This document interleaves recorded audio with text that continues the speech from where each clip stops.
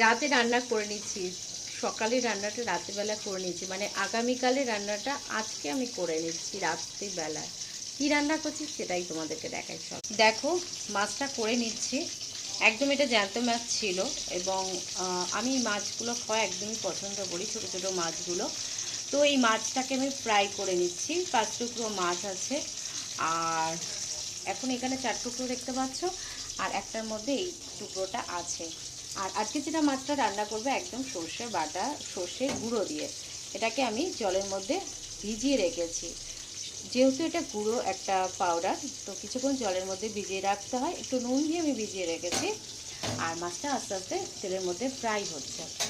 তো একটু উল্টে দেবো, কারণ দুপিটটা যাতে ভালো করে ফ্রাই হয়।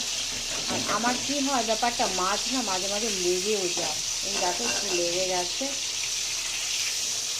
তো এটা আস্তে আস্তে হোক, আর এই দুটো একটু পরে উল্টে দেবো।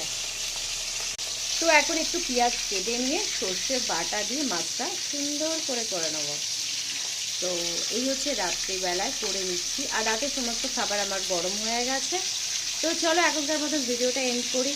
তো যদি ভিডিওটা আজকে ভালো লেগে থাকে তো প্লিজ একটা লাইক করো, কমেন্ট করো, শেয়ার করো। তো চলো এখনকার মতন গুড নাইট, টাটা।